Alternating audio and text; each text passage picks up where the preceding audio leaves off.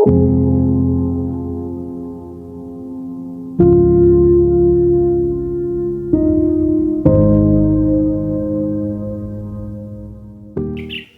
vivante, pour la fin de cette année, qui s'achève dans 2 jours, je suis dans l'obligation de reprendre la vidéo que j'avais faite il y a 1 semaine. Dans cette vidéo-là, le passage que nous avions à méditer, c'était Éphésiens 3, du verset 13 au verset 21. Et tu as dû le constater, ma Bible était ouverte. Je lisais. Mon informaticien est témoin. Je lisais, je disais Éphésiens 3 à partir du verset 13 et j'ai fait tous les commentaires sur Éphésiens 3. À notre grande surprise, lorsque la vidéo a été publiée,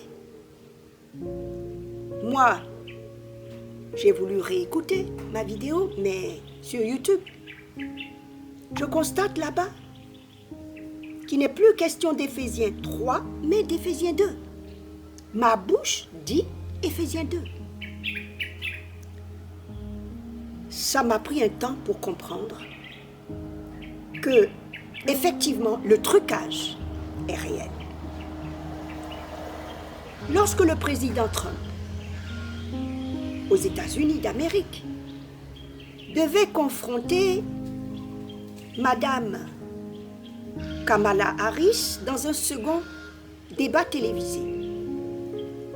Après le premier, notre cher président Trump a déclaré forfait. Il a dit « Je ne ferai pas de seconde vidéo. Je ne ferai pas de second débat. » Pourquoi? À cause du trucage. Le grand président de la grande Amérique, des États-Unis d'Amérique, le plus grand pays au monde, a dit « Le débat télévisé a été truqué pour l'avantage de Madame Kamala Harris et à mon désavantage. Alors, je ne ferai pas une seconde vidéo enregistrant un second débat télévisé. » Il faut prendre la chose très au sérieux. Le trucage informatique aujourd'hui est réel. Mon informaticien est témoin. Vous pouvez le voir. Je n'ai que ma Bible. Et c'est bien marqué là. C'est sur la même page. C'est marqué Éphésiens 3. Sur la même page, verset 13. Alors, il ne m'est pas possible de dire Éphésiens 2. Et je connais ce passage presque par cœur. Je sais que c'est Éphésiens 3. Comment se fait-il que dans la vidéo publiée, je dis Éphésiens 2? Alors je reprends la vidéo. Parce qu'il ne s'agit pas d'Éphésiens 2. Mais cela a été fait pour jeter le discrédit sur ma personne. C'est tout. Alors il faut que je dise. J'ai été sollicité pour me convertir dans une autre religion, dans le but d'un mariage. Bien sûr que j'ai refusé. Et les conséquences de ce refus, c'est ce qu'on voit. Pendant 17 ans, j'ai fréquenté un homme qui avait accès à ma maison, à ma demeure. Et ma maison, à mon insu, a été mise sous vidéosurveillance. Je n'arrive pas à m'en défaire, je ne sais pas comment faire, mais je sais que je suis télévisée. Je suis auditionnée. Je suis visionnée. Je le sais. Comment faire pour enlever tout ça, je ne sais pas. Mais la conséquence de ça, c'est cette vidéo truquée. Et plein d'autres choses. Je passe dessus parce que ce n'est pas l'objet de la vidéo d'aujourd'hui. Mais c'est faisable, il faut le savoir. Le grand président Trump de la grande Amérique a dénoncé cela. Je reviens donc sur notre texte, Éphésiens 3, à partir du verset 13. Nous avons dans ce texte, du verset 13 au verset 21, nous avons 3 parties. La première partie où Paul s'adresse aux Éphésiens, aux communautés d'Éphèse, où il leur dit « Ne perdez pas cœur, ne perdez pas cœur. Dans les tribulations, ne perdez pas cœur. Ayez toujours confiance, ne baissez pas les bras, ne vous découragez pas. Le découragement n'est pas chrétien, ça ne vient pas du Saint-Esprit. Le Saint-Esprit vous encourage toujours à aller de l'avant, à ne jamais baisser les bras. Cette première partie va du verset 13 et je lis. Le titre de ce passage, Éphésiens 3, versets 13 à 21, c'est « Je plie genoux devant le Père », c'est-à-dire je prie. Dans les tribulations, il faut prier. C'est la seule chose à faire. Il ne faut pas manifester. Il ne faut pas aller à gauche, à droite. C'est perdre du temps dans des choses vaines. La prière est un combat. La prière est un combat. La prière donne la victoire. La prière renverse les situations, bouleverse les plans de l'ennemi, si on le demande. Je lis donc, je plie genoux devant le Père. Je vous demande donc de ne pas perdre cœur dans les tribulations que j'endure pour vous. Elles sont votre gloire. Voilà la première partie. Les tribulations sont votre gloire. Souffrir, ça fait partie du registre du chrétien. Dans un autre passage, Paul le démontre. Il dit, si vous avez choisi Jésus-Christ, alors vous avez choisi la persécution. Parce que vous serez persécuté, comme votre maître. Il ne faut pas avoir peur de la persécution.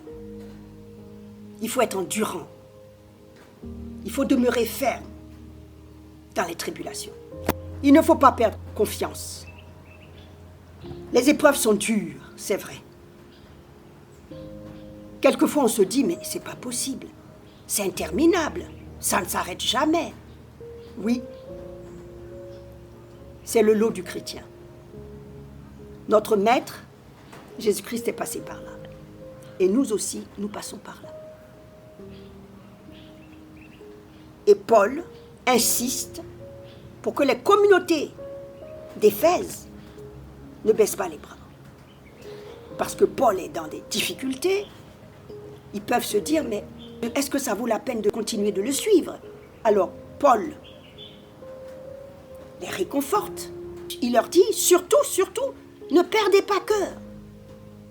À cause des tribulations que j'endure pour vous. Ces tribulations-là sont votre gloire. Qu'est-ce à dire? Pourquoi les tribulations sont la gloire? Parce que les tribulations sont un témoignage lorsqu'on en sort. Et on en sort toujours. À plusieurs reprises, Paul le dit.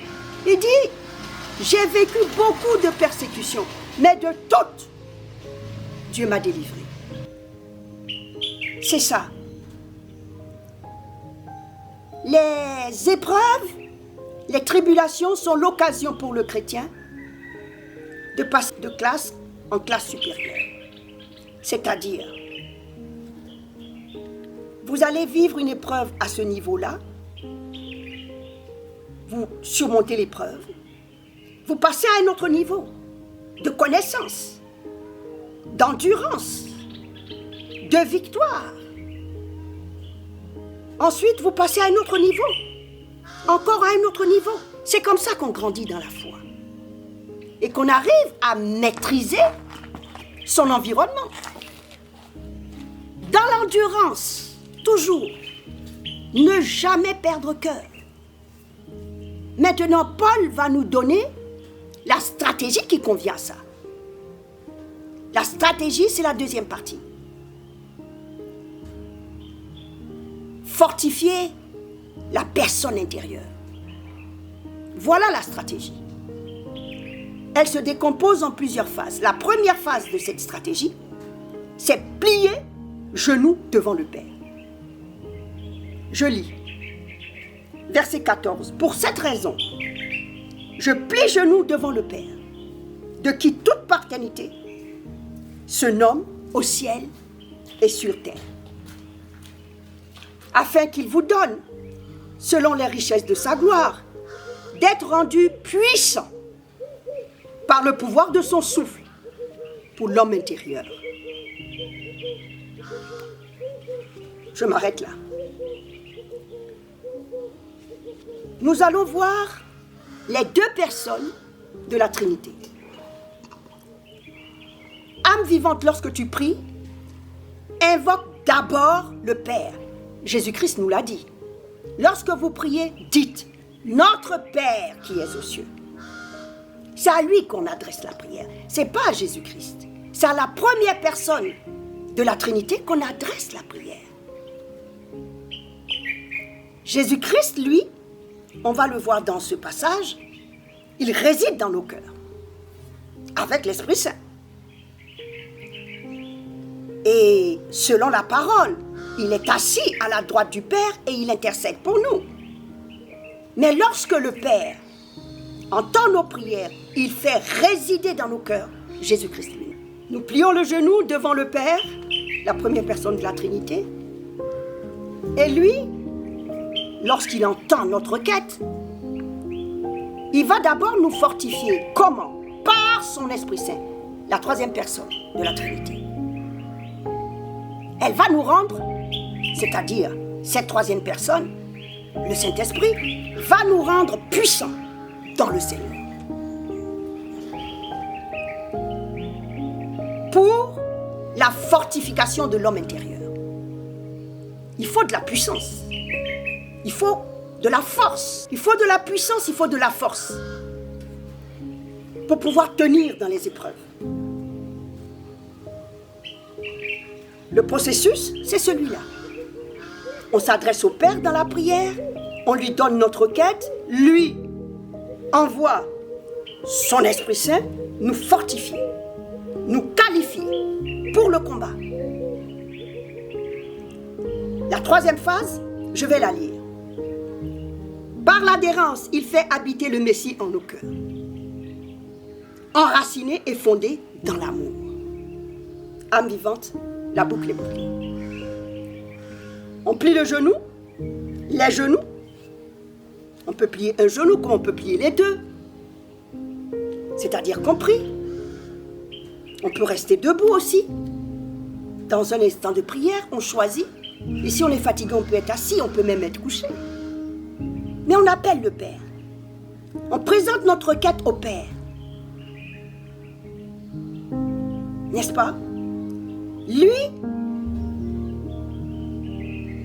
envoie une partie de sa personne en nous, pour nous fortifier, parce que par nos propres forces, ce n'est pas possible.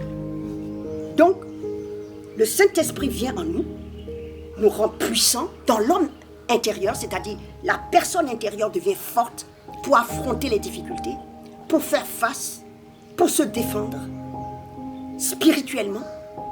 Parce que nous, ce n'est pas avec des couteaux, ni des machettes. Ce n'est pas non plus dans la rue qu'on va. Non, c'est dans la prière. On est rendu puissant dans la prière. Et on va veiller. On aura la force, on va chanter, on va danser. On va célébrer le Seigneur. On aura la victoire dans la prière. Et rendu puissant dans la prière par le Saint-Esprit, le Père va faire résider la deuxième personne en nous, Jésus-Christ. Là maintenant, il vient nous parler d'amour, nous dire voilà, tu es ma créature, tu m'appartiens, je suis en toi et je combats pour toi. Courage, j'ai vaincu l'univers. Ne baisse pas les bras. Je suis avec toi. Tu vas passer par toutes ces épreuves. Tu as besoin d'endurance, et bien je t'en donne de l'endurance. voilà, je suis avec toi. Et donc, l'âme vivante, enracinée dans l'amour de Jésus-Christ, va faire des exploits. On arrive à faire des choses impossibles. L'impossible devient possible à ce moment-là. Parce que l'homme intérieur, la personne intérieure, est fortifiée. Alors, on dit l'homme intérieur. Comme je dis, nous sommes dans une société patriarcale. L'homme, l'homme, l'homme. Et donc, c'est ça, l'homme intérieur. Mais en fait, c'est la personne intérieure. C'est-à-dire l'être intérieur. Qu'est-ce que c'est? C'est le corps, l'âme, la pièce maîtresse et l'esprit. L'esprit que Dieu nous donne pour pouvoir justement donner vie à notre âme, afin que notre corps ait la vie. Voilà. Âme vivante, pour ne pas que la vidéo soit trop longue, je vais lire ensuite le verset 18 et puis peut-être le 19 et je vais m'arrêter. Tu continueras jusqu'au 21. Verset donc 18. Vous aurez ainsi la force de comprendre, avec tous les consacrés, ce qu'est la largeur, la longueur, la hauteur et la profondeur, et de pénétrer l'amour du Messie au-delà de la pénétration. Conséquence de tout ça, ainsi, vous serez remplis de toute la plénitude d'Élohim. Amen, amen, amen. Là, âme vivante, nous sommes vraiment enracinés et fondés en Jésus-Christ dans l'amour. Parce que ce passage nous dit que l'amour de Jésus-Christ est insondable. On ne peut pas sonder l'amour de Jésus-Christ. Il n'a pas de longueur, il n'a pas de profondeur, il n'a pas de hauteur. C'est un amour insondable, mais qui est réel, qui vient en nous, qui nous fait comprendre que Dieu nous aime malgré toutes nos difficultés. Dieu nous aime. Et une fois qu'on a cette confiance-là, automatiquement, la force, la puissance qui est en nous se déploie. Et nous arrivons à faire l'impossible. C'est-à-dire à être endurant, à accepter les choses, tout en combattant dans la prière, en demandant le changement des choses. Et cela arrive, toujours, toujours. Si véritablement on est en Jésus-Christ, c'est-à-dire si on met en pratique la parole de Dieu. Parce que âme vivante, il faut que tu comprennes. C'est la mise en pratique de la parole de Dieu qui garantit la sécurité. C'est l'intégrité même. Le Seigneur Jésus-Christ, lorsqu'il s'est dévoilé à Abraham, à travers l'Ancien Testament, je dis le Seigneur Jésus-Christ parce que je l'ai démontré dans une vidéo, Adonai Yahvé, c'est Jésus-Christ.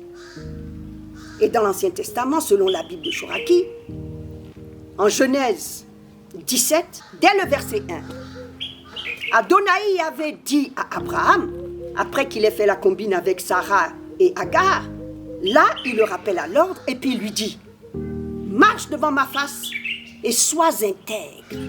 Je suis El Shaddai, c'est-à-dire le Dieu de toute confiance. Mets ta confiance en moi. Ne va pas chercher des solutions intermédiaires. Ne va pas faire des combines, des subterfuges à gauche, à droite. Ne va pas faire des arrangements humains. Mets ta confiance en moi, simplement, et marche dans l'intégrité. Je suis El Shaddai, le Dieu de toute confiance, qui t'accompagne. C'est-à-dire que la confiance que tu as en moi fait habiter ma personne en toi. Mon Esprit Saint, ma personne véritable dans la personne de Jésus-Christ, dans ton cœur. Et là, tu peux affronter toutes les situations, tu sors vainqueur parce que l'impossible devient possible à ce moment-là. C'est la grande révélation qui a changé la vie d'Abraham en Genèse 17. C'est ce que ce passage nous dit. Il dit, ainsi, vous serez remplis de toute la plénitude d'Élohim. Ainsi, vous serez remplis de toute la plénitude d'Élohim, c'est-à-dire le Père, le Fils et l'Esprit Saint. Tout ça sera concentré en toi. Dans l'homme intérieur, dans la personne intérieure. Alors, l'impossible devient possible. Et il dit plus tard, vous pouvez le lire après, à ce moment-là, vous pouvez demander ou penser ce que vous voulez. À celui qui peut, au-delà de tout, faire surabonder par la puissance qui opère en nous, ce que nous demandons ou pensons. Âme vivante, tu as là le secret de la fortification de ton homme intérieur, de ta personne intérieure, pour passer au travers de toutes les difficultés qui vont arriver dans cette année électorale qui arrive en 2025 pour la Côte d'Ivoire.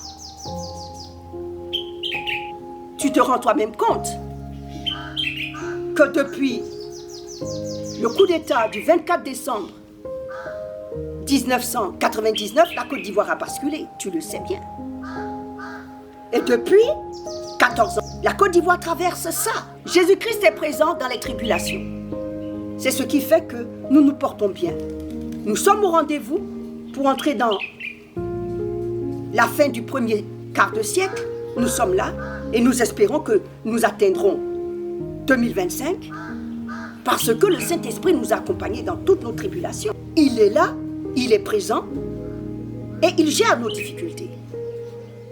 Maintenant, pour l'année qui vient, âme vivante, si véritablement, comme moi, tu souhaites un changement, alors il faut véritablement que tu comprennes que tu dois toi-même d'abord changer. Parce que si tu n'es pas converti, si tu n'es pas totalement donné à Jésus-Christ, tu ne réussiras pas. Nous avons vécu des épreuves aux dernières élections en 2020. Et ça a dégénéré. Ça n'a pas donné de suite. Quand je vais dire ça, c'est pas pour critiquer. C'est pas pour critiquer, il faut que vous compreniez. Lorsque Gandhi, le Mahatma Gandhi, c'est lui qui a appelé la population à une désobéissance civile. C'est une expression qui est venue de Gandhi, que Martin Luther King aussi a adoptée.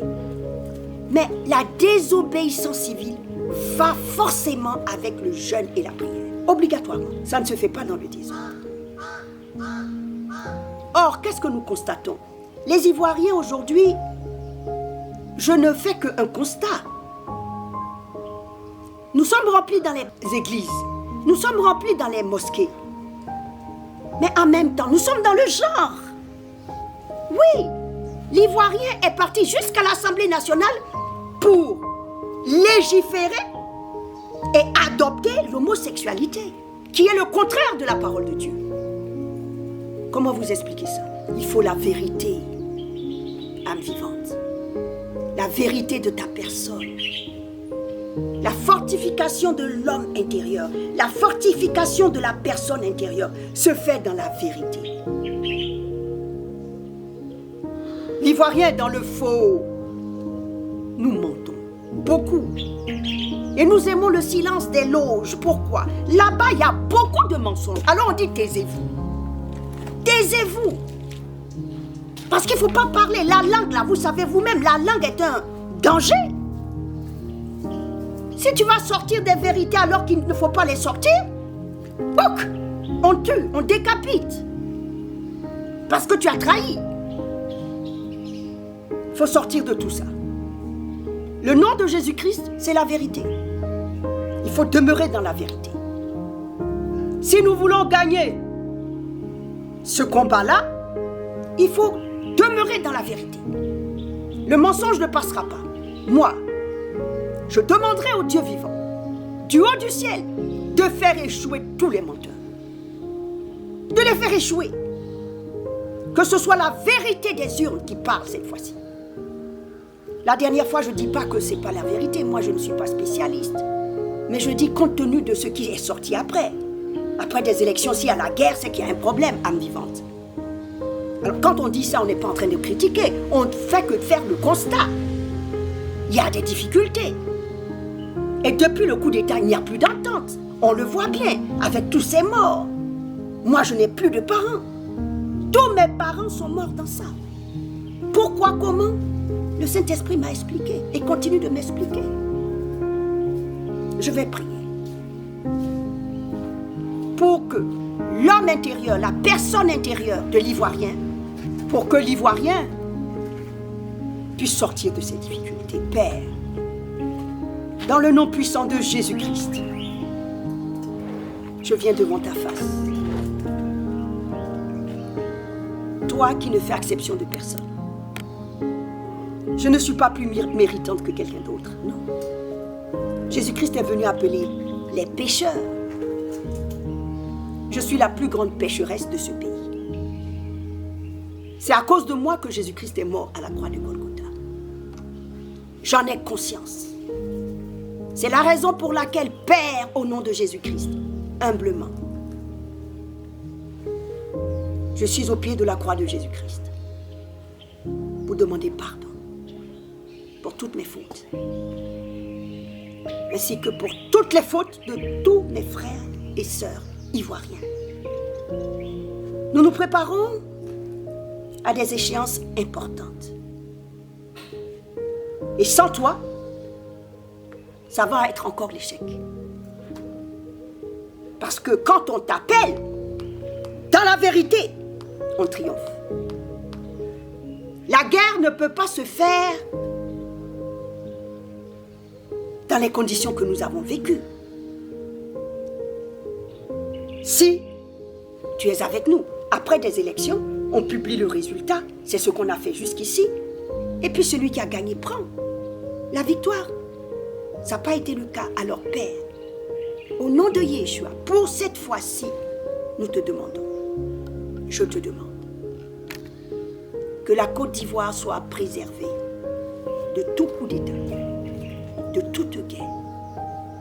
Mais que par le pouvoir de ton Esprit Saint, dans la présence de ta personne, le vote soit juste et vrai, et que tous les Ivoiriens puissent exprimer leur volonté à travers les urnes, au nom de Jésus-Christ. Je te demande, Père, particulièrement pour ces élections qui viennent, de visiter le premier responsable de notre pays, le président Ouattara, et son épouse qui l'accompagne. Derrière un grand homme se trouve une grande femme. Je vais ouvrir une parenthèse d'abord pour remercier de façon très officielle Madame et Monsieur Ouattara d'avoir donné la possibilité aux femmes de Côte d'Ivoire d'être chefs de famille et de recevoir le jour du mariage leur carnet de mariage. C'est un grand événement qui n'a pas été suffisamment salué dans ce pays. Je tiens, à travers cette vidéo, à vous dire merci. Merci, Madame. Merci, Monsieur le Président Ouattara. Cet acte va marquer le temps que vous avez passé dans ce pays. Parce que ce n'est pas un acte banal. C'est une prise de position courageuse que vous avez eue. Et nous vous disons merci. Nous vous disons merci aussi de nous avoir permis de prendre le nom de nos mamans. Ces braves femmes qui ont beaucoup travaillé et qui ne sont pas reconnues. Là, désormais, en Côte d'Ivoire, on peut avoir le nom de sa mère.